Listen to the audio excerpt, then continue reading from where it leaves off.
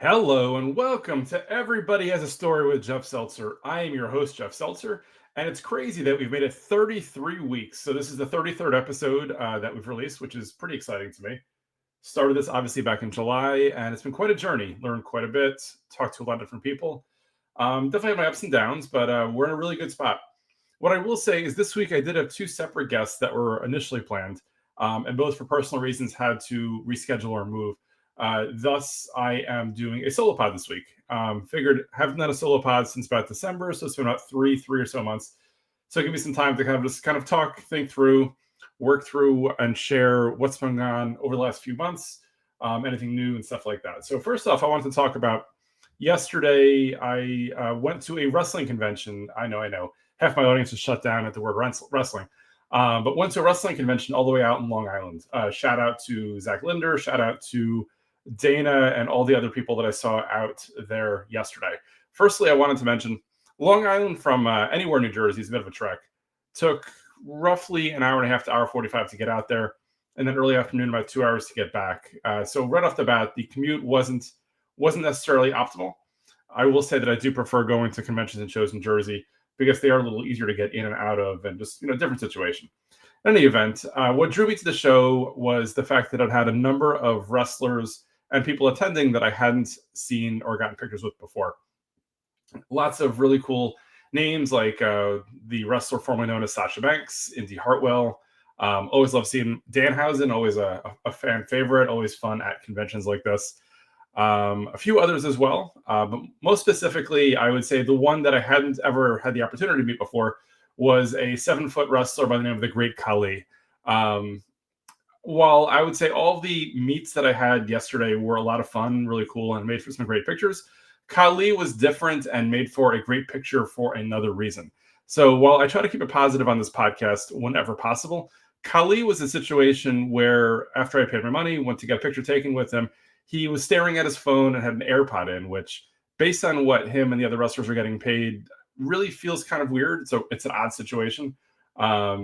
I ended up only posting the picture that ended up looking the best. I did have a bunch of other pictures where he was staring at his phone, picking his nose, or staring into space. But with that said, at the end of the day, I guess I got what I paid for, and everything worked out as it should have. Also, shout out to my buddy Daniel, who was out there with me. He met me there as he was doing a bit of a New York weekend. He trained out there while I did drive to the show. If you did want to see any of the pictures from yesterday's show, you can check me out personally at Seltzer77 on Instagram. Beyond that, obviously the show Instagram, as I always share, is at Everybody Has a Story Pod. My personal website, which I guess is still the official sponsor of the show, you can find that all things Jeff Seltzer at jeffseltzer.com. You can reach out to the show directly via email at everybodyhasastorypod at gmail.com. Reminder, we are on all podcast platforms, so anywhere you can find a podcast, you can hopefully find the show. You can find us on video on Spotify as well as on YouTube at Everybody Has a Story Pod. You can find the audio for the show at YouTube, at Spotify, at Apple, Pandora, Amazon, iHeartRadio. Pretty much anywhere else you can find a podcast, you could probably find us. So that is that. Now that the housekeeping is out of the way, wanted to get to a couple of topics that I have for this week. I'm not sure how long the show is going to go because, just me talking to myself or me talking to you guys. So we'll see how far this goes, and we'll definitely have a guest next week unless we don't. So we'll see what happens. This past week, I went out to lunch with my wife at the food court at our local mall. And what we do often talk about is the fact that the food court has definitely turned over many, many times over the last, let's say, 10 years or so. When we first moved into our house, which is pretty close to the mall, the food court, let's say, was thriving. I guess much like most malls were, and had a lot of what I like to say, like franchise and like known restaurants, things that are draws, right? So obviously you got your Wendy's, you've got your Cinnabon, you've got your Subway, you've got your Salad Works, all that kind of stuff. Over the last, let's say, 5 or so years, I guess maybe since just before COVID or during COVID, there's been a lot of turnover in the mall food court. Lots of restaurants leaving and not really being replaced by, let's say, named restaurants. For me, the biggest aha moment was when Wendy's left, as Wendy's had always been there. And Wendy's is one of those restaurants that you're kind of like, okay, it'll always be there. It's consistent and you know what you're getting. Largely, the food court has had a bit of a rotating door in terms of places being replaced and places you've never heard of and places that are trying to get very, very, let's say, niche. Like one of them was sushi burritos, other types of things that I don't know. Maybe I'm too old to understand, or maybe it's just I like what I like, or whatever else like that. But most of these places last, let's say, 6 months to 18 months, and then turn over. Was trying to think through why this might be. I mean, obviously, food courts and just malls in general are kind of, let's say, in their the back half of their existence. I think went to Livingston Mall. My wife went to Livingston Mall over the last week, and they could have filmed a scene from the Dawn of the Dead in that. So if anybody saw the movie Dawn of the Dead years ago, probably about 20 years ago, when a bunch of the survivors were trying to keep themselves alive, they barricaded themselves inside of a mall. And within that mall, obviously, you just had like the 8 or 9 survivors and a bunch of stores, but the stores were empty because, everybody was basically dead. That's what Livingston Mall feels like today. And the fact that when you go into the mall, you walk around and there's nobody there. Not even is there nobody there, but more so, there aren't even really that many stores. Like there were a lot of just empty places. There were a lot of places that used to be something, but not really much of a draw for anybody. Still has some anchor stores, like Macy's is still there. Barnes & Noble is still there outside. But for the most part, there's not really any good reason to go to Livingston Mall. So she went to Livingston Mall. I decided not too far from there was Short Hills Mall. I went there. And Short Hills Mall is kind of on the opposite side, I would say, in terms of, I guess it's thriving or it's just different in the fact that it's very high-end stuff. So it's very destination-based, not really much impulse shopping. And for me, as a 47-year-old guy, really wasn't that much of interest. Like not really stores that I'd walk into and say, hey, that's cool, let's take a look or whatever. It was a lot of just stuff that really didn't talk to me. I mean, you have your California Pizza Kitchen, your Cheesecake Factory, obviously you got your Apple store and Verizon store. But outside of that, it's a lot of, I guess, like higher end clothing and higher end jewelry. A lot of watch stores. Like I was really intrigued or thrown, I guess, aback by the fact that there was a Rolex store and it almost looked like you were entering a club. Like there were 2 security guards standing outside the Rolex store. They had like one of those like ropes like you would have outside of a club. Where it almost felt like you had to kind of either be on the guest list to get in or whatever, which maybe you do. I haven't looked into it and I've never bought a Rolex. So, but it was a very, very weird experience. Where was I going from before? Oh, yeah. So back to food courts and my local Rockaway Mall. So the hypothesis that I had was we're losing a lot of the, let's say, franchise or named restaurants because what happens is, I think anyway, like when a Wendy's or Burger King or McDonald's decides they're going to open up a new store, they can look at them all, open a place in the food court and say, okay, so this food court is open from, let's say, 11 to 7 or 11 to 8. You're not getting much foot traffic. It's also more of a destination, so you got to go out of the way. It's not easy to get to within the mall because it's not just off the highway. You have to kind of go park, you have to get in, whatever else like that. So they're not getting, they wouldn't necessarily get the amount of business they would if, let's say, they just opened up like a standard restaurant where, they own the hours, they own the foot traffic, they own the advertising and marketing. So they probably have a little bit more of a bill, but I would imagine there's probably more return as well. I kind of compare it to years ago when I was in college. I worked in a CVS in a mall, in Menlo Park Mall. Shout out to Daniel, who always calls out that I refer to that job that I had. And the fact that because it was a mall store, we could not have a pharmacy. There were all sorts of laws, I think, on the books, and the fact that for a store to have a pharmacy, it has to have some kind of secondary entrance or exit, which most mall stores do not have. So fast forward to 2025, and CVS has pretty much closed down all of their mall stores. So I worked in the Menlo Park Mall, CVS store, not there anymore. I worked in the Bridgewater Mall, CVS store, not there anymore. I worked in the Brunswick Square Mall store, not there anymore, Woodbridge Center, etc. So in college, I did work in a bunch of different CVSs, all mostly in malls, and CVS strategically has pulled out of those locations, which I think makes sense because pharmacy is a huge piece of it. So I think it's similar in the fact that restaurants are looking to see where they can kind of get more foot traffic, where they can get more profit, where they can kind of like do more with it. Similar to how like drugstores did the same thing with malls over the last 25 or 30 years as well. So interesting to me. I don't know. We'll see how restaurants and food courts and all that kind of stuff go over the next 5 or 10 years. Additionally, there was a P.F. Chang's that opened up a bunch of years ago in my mall as well. Not really as heavily attended as it was when it first opened. I think initially there was a lot of demand for it because we haven't really had too many P.F. Chang's in the, let's say, the Morris County area in New Jersey. Again, I'm getting very niche and targeted. I get that, but work with me on this one. And now that people have gone to it, they're kind of like, okay, it's fine. And they're kind of over it. And the fact that like P.F. Chang's used to have a wait list. You had to get reservations ahead of time. Now, every time I walk by, the place is empty. So it's definitely crazy, definitely a different situation. Definitely not what they were going for, I assume. Um, as I would expect, with a lot of people moving over to e-com or e-commerce, there definitely is a lot less need or interest for the old brick and mortar stores. So again, curious in like 5, 10, 15 years, like what does the entire dynamic of shopping look like? Amazon has been around for 25, 30, 40 years, maybe not 40 years, 25 years or so at this point, 25 plus years. And back then it was, again, very niche. It's funny. I always make the joke that like I was well ahead of the time with this, where in the early 2000s, I used to get my CDs, my DVDs, and video games straight from Amazon because you got a better deal and because it would get delivered to my house on release date. So I would get home from work and it was just waiting for me and it was easy to get to. But in the early 2000s, Amazon wasn't nearly as big as it is today. Now that we're 25 years later, I do buy a lot less on Amazon now that digital media isn't really a thing. But the rest of the world has definitely caught up and definitely surpassed me in their shopping on Amazon. So I guess I was ahead of the curve by accident, but now my needs are a little different in the fact that it's all digital media for me. So I download legally movies, use Apple Music, and from a video game perspective, I also just download straight from PlayStation or Xbox. So what a weird world. Evolution of technology and of shopping and stuff like that is very, very weird. So I don't know. We'll see where we're gonna go. Before I forget, I did leave a note to myself. I did over the last week request any questions, shout outs, or whatever, as I know I'd be doing a solo pod. I did get a request from a friend of the show and guest from last week, Jewel Jones. She wanted me to shout out to her Ugandan in-laws in the UK. So with that said, big shout out to Jules' Ugandan in-laws in the UK. Hey there. Hope all is well. Hope everything is going great and hope you're having an amazing day in the UK. Also wanted to call out the fact that this past week we picked up 2 new countries.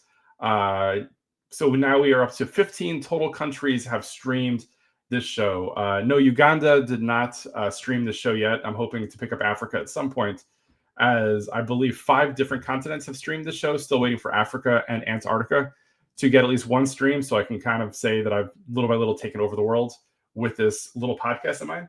I have more hope that maybe somebody in Africa will find the show over Antarctica because I know very little about the infrastructure in Antarctica.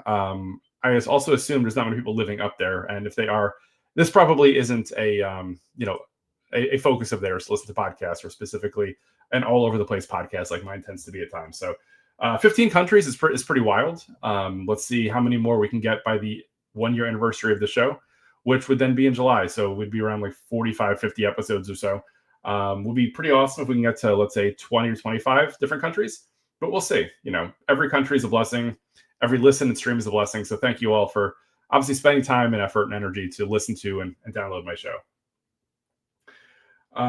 Let's see, a couple other things to talk about, and then we'll probably wrap it up for the week. So what's been in the news a lot, I'm going to try to stay as safe with this one as possible, is the whole concept and term of efficiency. Efficiency means a lot of different things to a lot of different people. To some people, efficiency could mean getting rid of fraud and waste. Some people, efficiency could mean doing more with the same or doing more with less. Lots of different ways to look at it, I guess. From a personal perspective, I've always taken pride in my personal efficiency in terms of things that I do.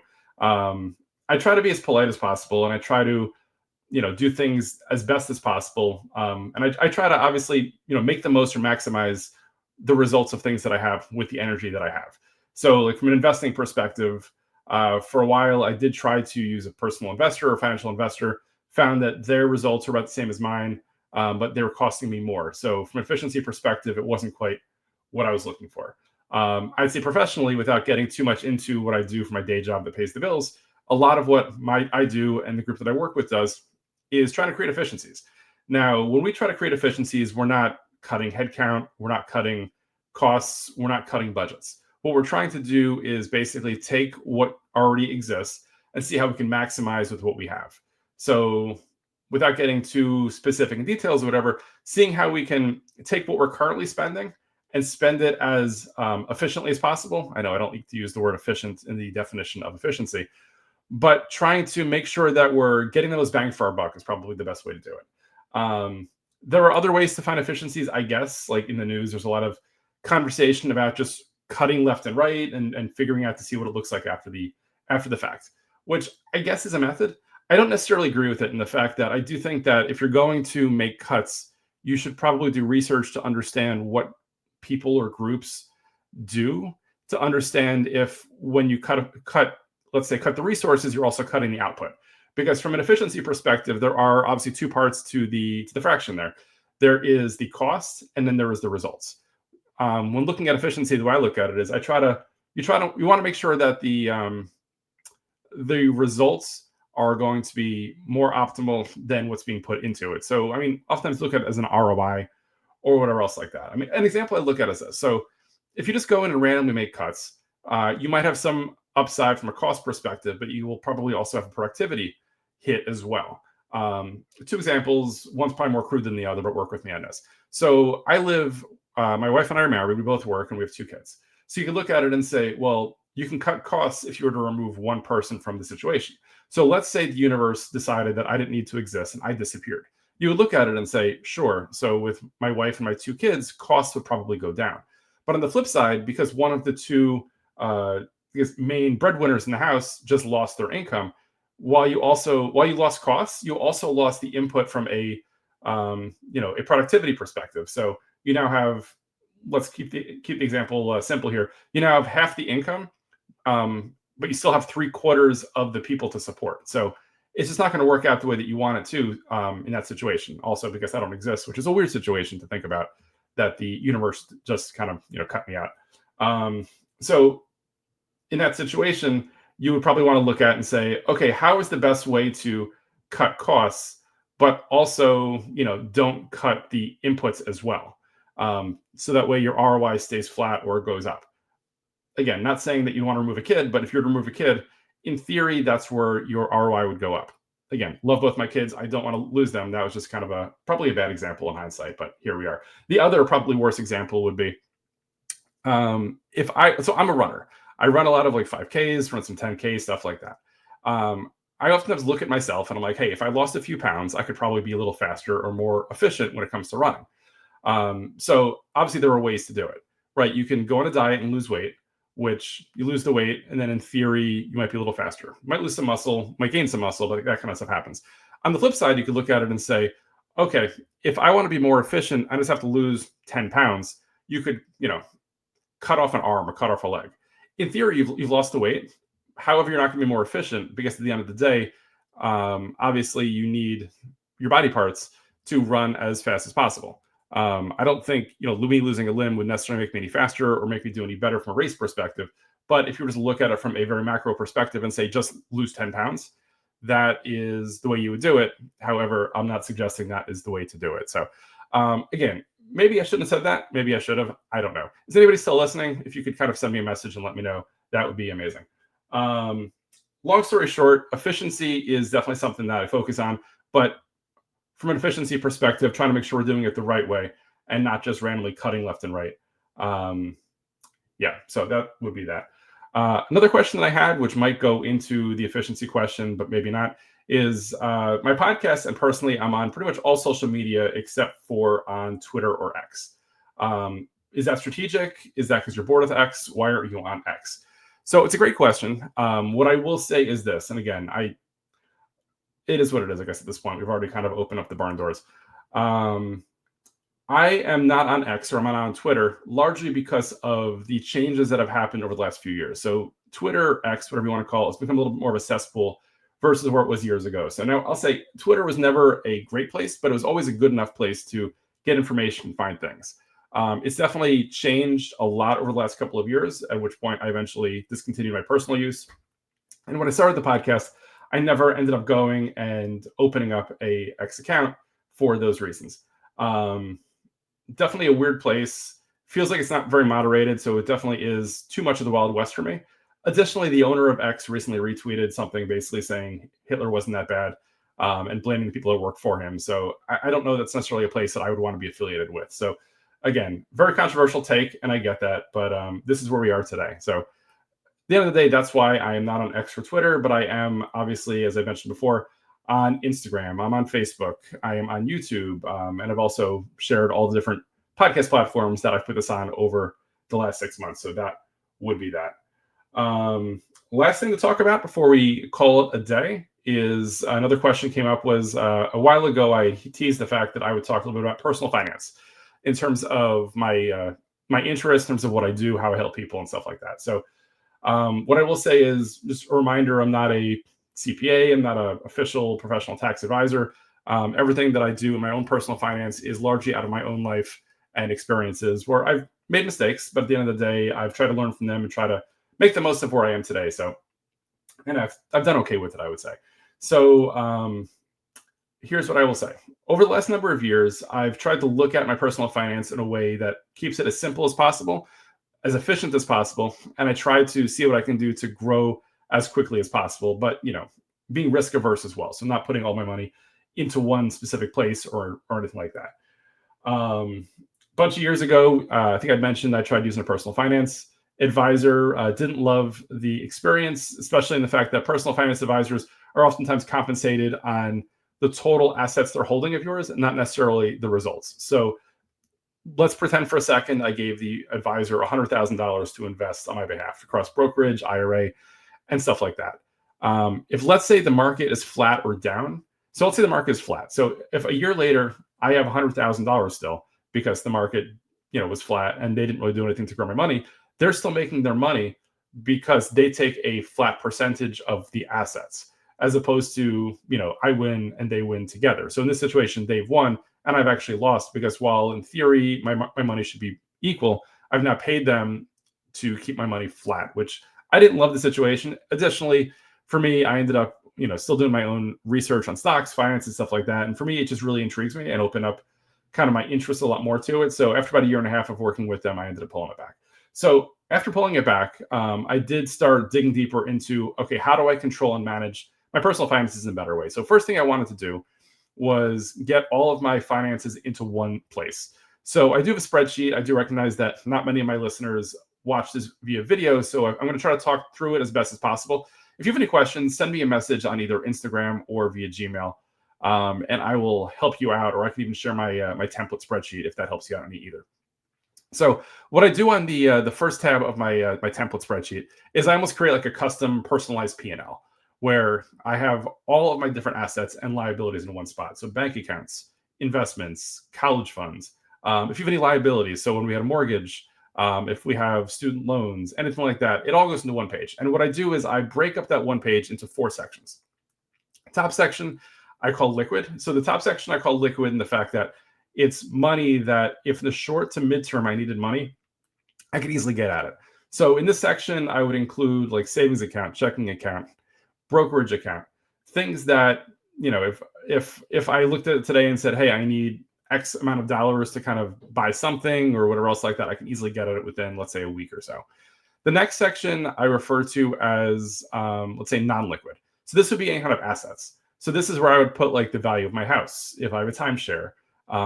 Basically, I wouldn't get too crazy in that section. I would look at things that you have that in theory will not decline in value over the long term. So I would not put a car in there generally because cars, you buy it, you run it, you drive it, and eventually it loses value. Sure, you can, get money for it, but usually you're going to get money for it and buy something else that's more expensive. Again, this is my personal view. You can use it however you want, but at the end of the day, generally it's things that, like, if you own expensive art, like things like that, expensive, I don't know, autographs or trading cards, things like that, I would definitely put on there. The third section I put in more long term. So this is kind of money or funds that you can't touch for a while.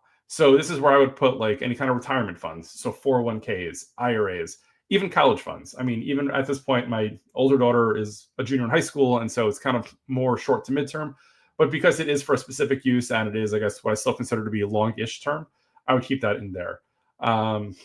Anything else, if you have a pension, stuff like that. So that's kind of the third section of what I would call longer term. Fourth section and the final section before we sum it all up is where I put liabilities. So this is where you would put, any kind of college debt, any kind of a mortgage, any kind of, I don't know, any kind of ongoing costs or liabilities that you have. So this way you can look at in one spot and look at all of your assets and your liabilities.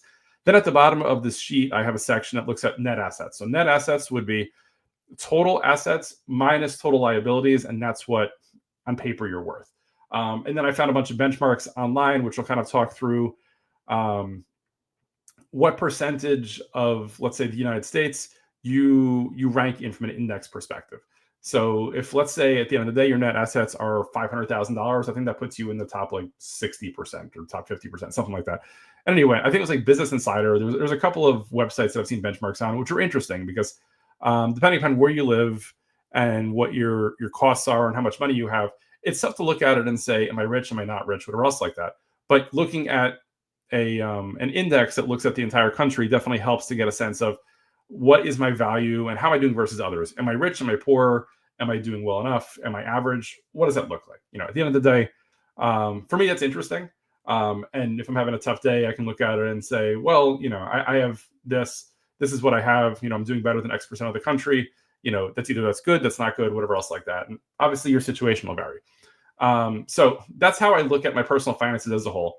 The spreadsheet that I have also has a page for a budget. So this way, what I do is I get a sense of how much I spend each month, what costs are coming in, and then after paying them, I can get a sense of how much money is left over, so I can figure out how much I have that I can invest, whether it be in brokerage account, savings account, kids' college funds, all those types of things. And then over the course of the year, I can look at it and say, okay, based on my annual budget, I figure I could probably save or invest X percent.